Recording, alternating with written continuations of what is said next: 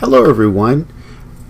This video is for BU 655 Financial Strategies for our class that would normally have met on Monday, March 23rd. I'm going to go over a few things I'm going to put out online for you for this week. I'm going to briefly go over the results, the answer key for most of your assignment that was due this evening. And then in lieu of having group work, because we're encouraged not to get together, I put together a short follow-up assignment for you to do for the 10 points that group work is worth. And then I'm going to go over your exam with you. It's going to be a stay-at-home exam that you can use your notes for, but please don't use anything else. So let's go ahead and start with the answer key for the assignment. I didn't put all the answers on there because putting all the answers on there would give away part of the follow-up questions, and also everyone is going to have somewhat different answers, and that's fine. I'll recalculate some things for your answers, but I wanted to go over the answer to number one and then the summary here, and I'm going to put this workbook out online for you. So the answer to question one here says that which of the 10 projects are acceptable based on NPV? For project 2, only one of the 2 projects can be accepted, so indicate which if either of the options would be acceptable. And so all of the projects are acceptable based on NPV because they have positive NPVs, with the exception of project number 5. It had a negative NPV, and so that would not be acceptable. And then we would want to choose between 2A and 2B. If it's based on NPV, we would choose project 2A over 2B based on NPV. The rest of the questions have to do with your choices on which project should be invested in. You only have $20 million. You can't invest in all of the acceptable projects. So you had to make some choices there, keeping in mind the restrictions on the quality, the number and quality of managers that you have, and also that $20 million limit. And so I'll read through your answers here, make sure they look good, and get those grades out to you. Just to go over a few things here.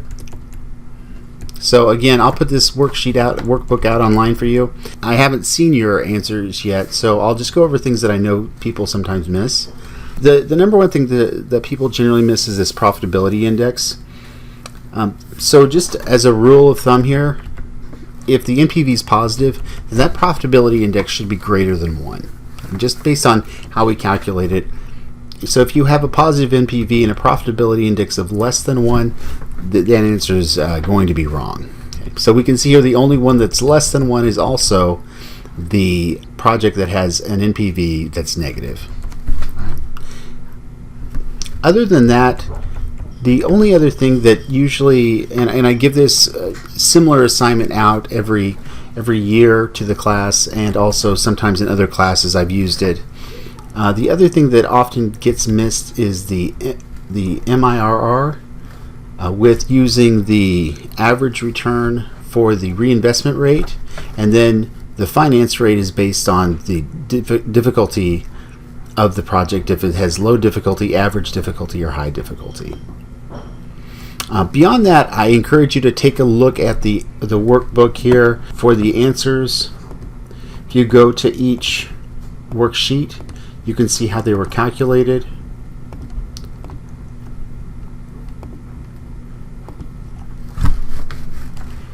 You can see the formulas up here.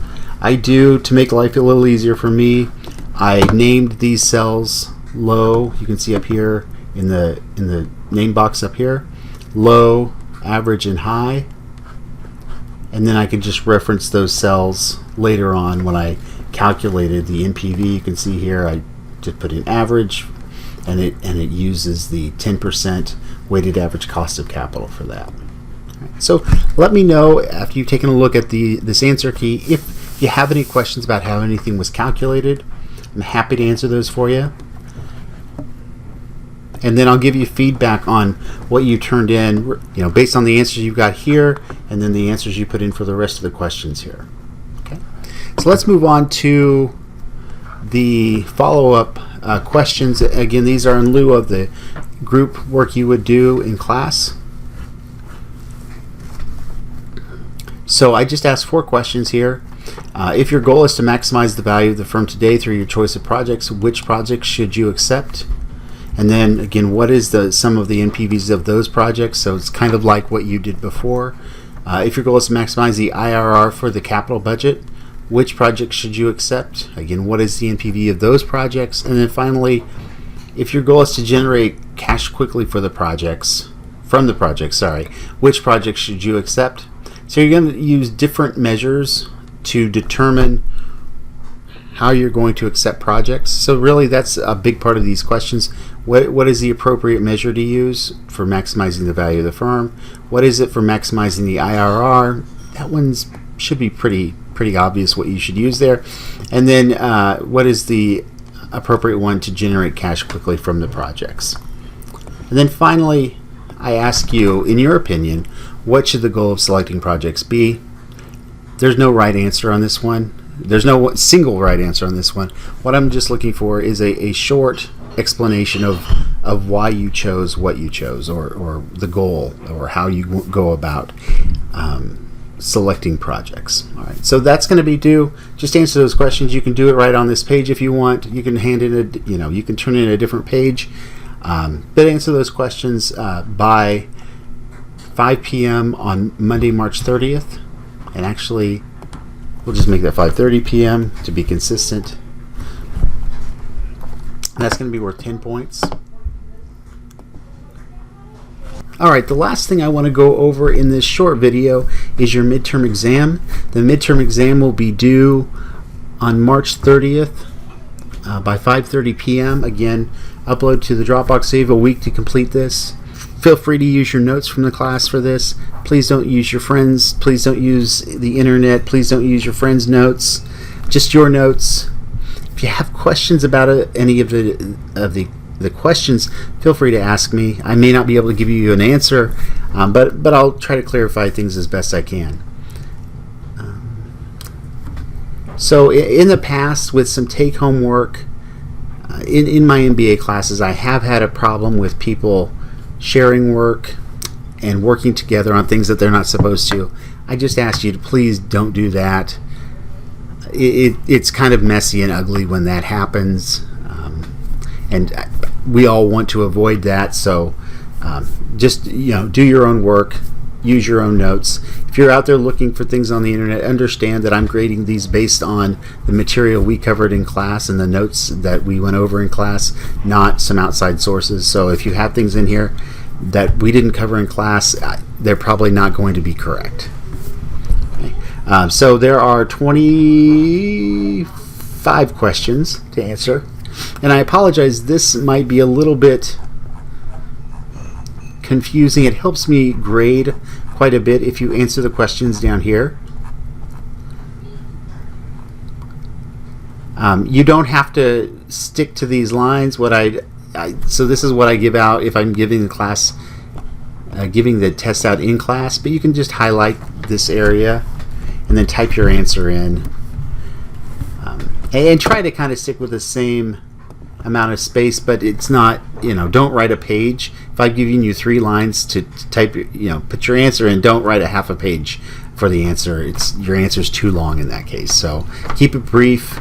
That's my goal here with these exams, is just answer the question, and you should have enough room to do that in the space provided. There's not, I put up at the top, please show your work.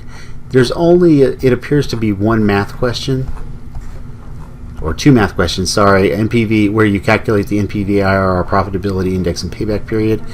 The only one that you really need to show your work or might be useful is the payback period. If you don't feel comfortable with your answer, it's fine to do that, or any other work you want to show.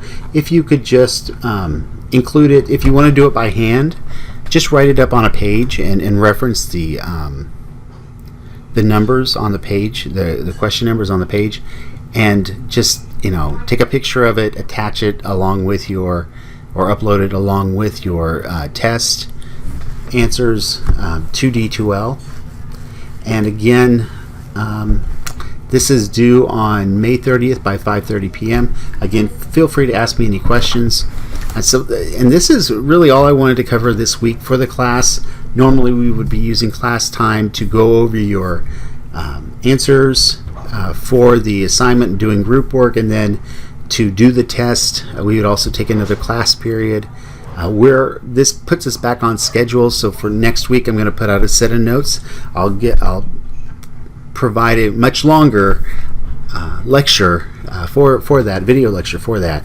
We're right on track where we need to be in terms of covering the material.